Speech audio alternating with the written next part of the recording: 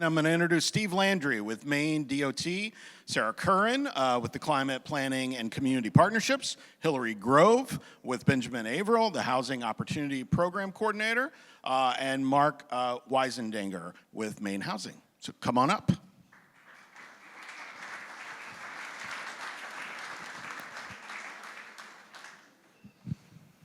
Good morning. My name is Steve Landry. I'm the state traffic engineer at MaineDOT. I'm here to talk to you about some of the changes that we're making to how we set speed limits in the state.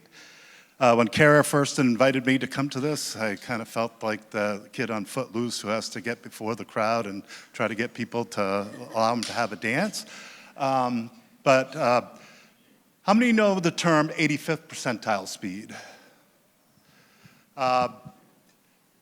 That's been around for a number of years, and back when it was originally developed, cars are very much different than they were today.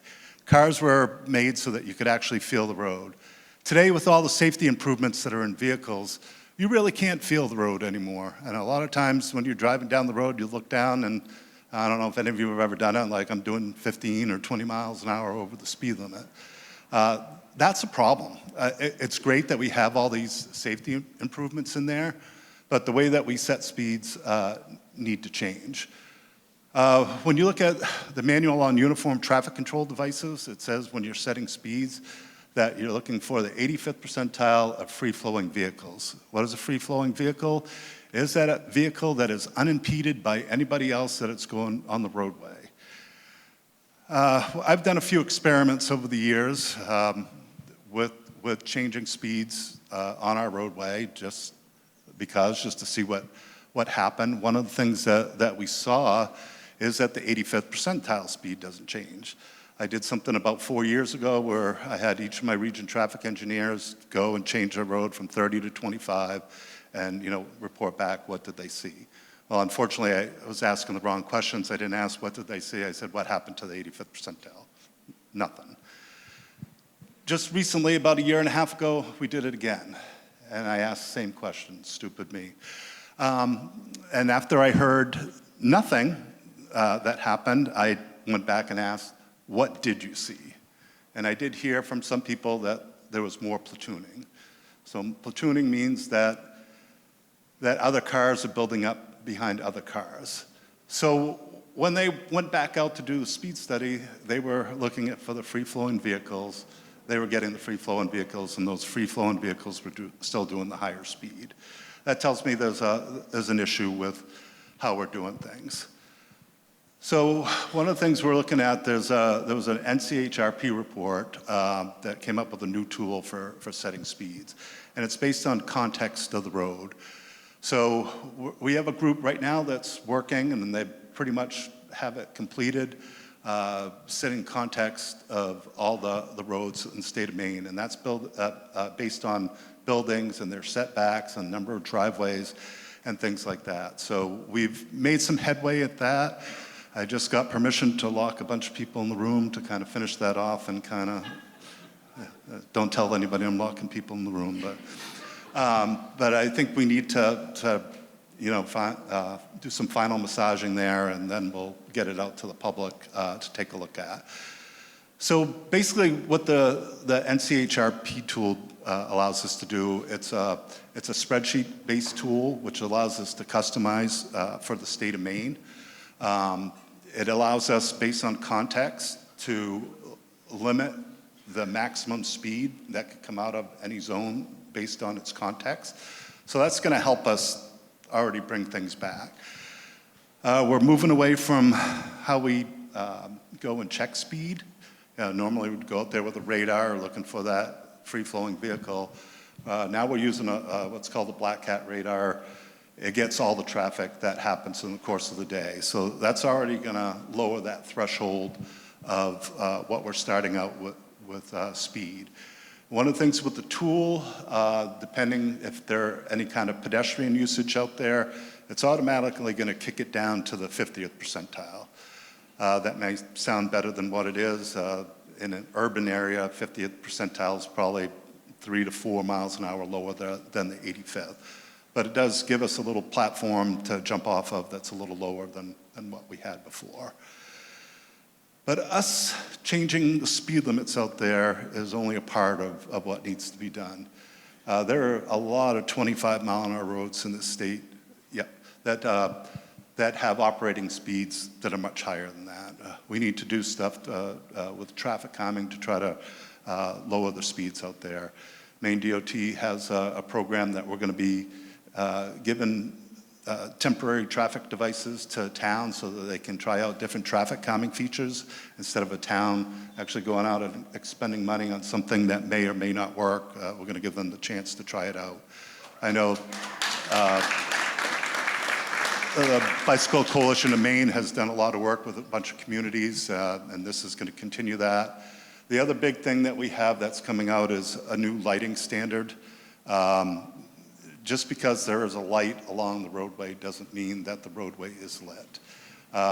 Most of the lighting that we've done in the state has been horizontal lighting. It's meant for cars, so they know where to turn, but it does very little for pedestrians. Now we're looking at vertical plane lighting, which is going to change the way that lighting works in this state. So just a few of the things that we're talking about, and I don't know who is next.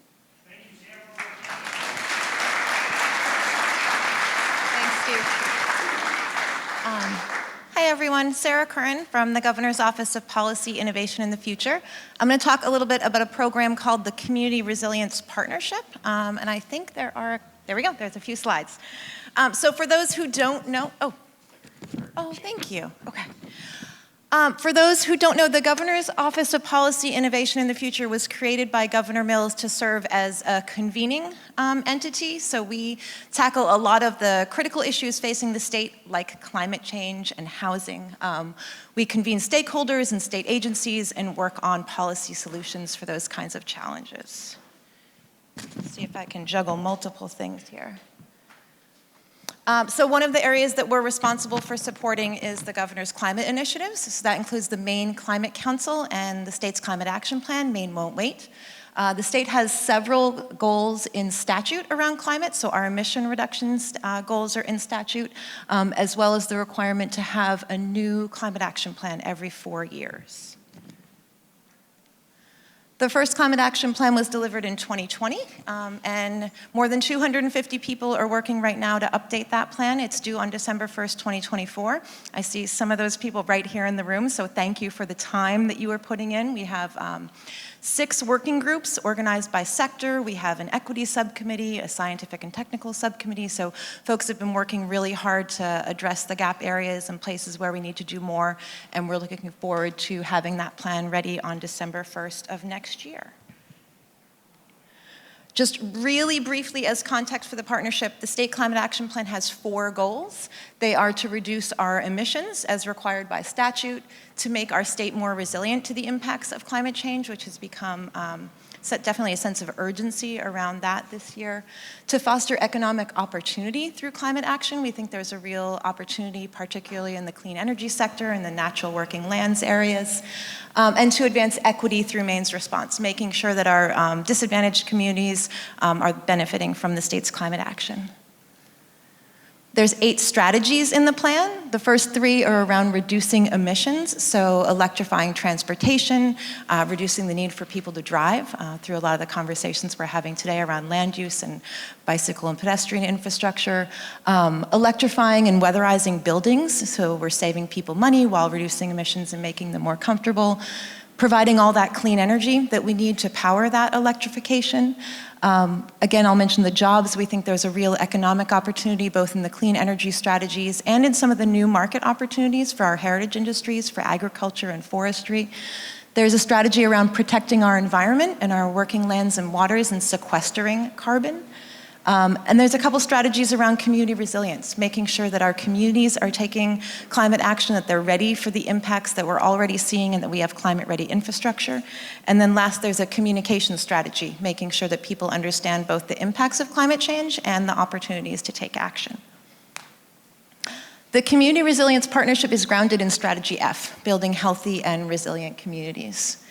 And it was established by the governor to give grants to communities to support local climate and energy action. So there's a list of 72 actions that are aligned with the state's climate action plan that communities can enroll in the partnership and apply for a $50,000 grant to take climate action. More if you apply as a couple of communities together. And I'm really excited, this is the slide that I most want to highlight. The legislature has now invested $3 million a year in this program to give grants to communities. The governor and the legislature also allocated an additional $5 million for resilience grants in the supplemental budget. We had a lot of conversations at the Climate Council earlier this year after the storms of December and January, and definitely recognizing the need to help communities prepare for climate impacts. So an additional $5 million there. And then we're also looking at options to pull down federal funding, to have this program apply for federal funding that we can then distribute to communities through the Community Resilience Partnership. And we just made the first of those awards for energy and energy efficiency grants through a Department of Energy program called EECPG. So that's really exciting, more and more resources for communities enrolled in the partnership. We now have 226 participating communities, which is really exciting for a program that's just a couple years old. We've distributed $6 million in grants, and we're looking forward to doing a lot more. And so I would encourage you to look and see if your community is enrolled, and if it is not enrolled, please encourage your community to enroll in the partnerships that you can take advantage of some of these grants for local climate and energy action. And that's it. Thank you.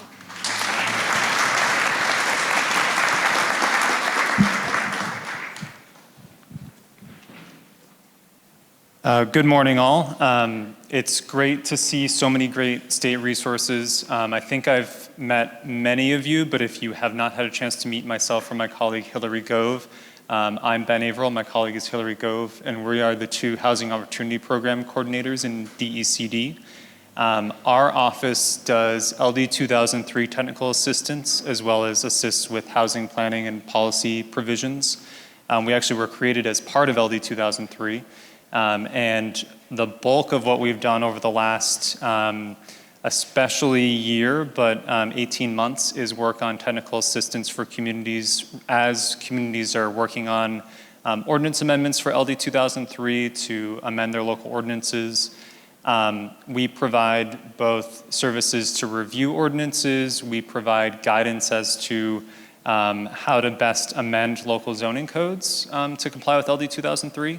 And more importantly, we have funding to help support your community as you move forward with LD 2003 implementation. For anyone who hasn't been following LD 2003, we are closing in on the last implementation date. That date is July 1st. So if you are a community that is still working on moving forward with ordinance amendments, feel free to reach out to my office, or feel free to find Hilary or I here today. The funding that we have available for communities generally supports any provisions related to either moving forward with your ordinance amendments, paying for town meeting or special town meeting, assisting with hiring a consultant or legal review. Really anything that's involved in terms of moving forward with the ordinance amendment process that each community is required to do for LD 2003. In addition to that, my office has grants that have gone out, both to service providers to assist with housing planning services, to assist with comprehensive planning processes related to housing, and to do some really cool either mapping or educational or other provisions of just having conversations about housing. Our office also has funding available for municipalities to do some kind of LD 2003 2.0 or housing planning provisions. That grant round is closed, but we do expect to have additional grant rounds possibly in the future. We are here to help as it relates to housing policy and planning, and especially as it relates to LD 2003. So certainly come find us. If you have not had a chance to find our program, it's Housing Opportunity Program, which is part of DECD. You can email us at housing.decd@maine.gov, or I believe Hilary and I both have cards as well. Mostly, I'm here to give a pitch today for you for our municipal payment program, which is the LD 2003 grant program that assists communities. We have quite a bit of funding left. We know that the deadline for LD 2003 is quickly approaching, so if you are in the process, if you're a community that's in the process, or if you haven't had a chance to chat with us about receiving reimbursement for your LD 2003 work, please come find us. Thank you.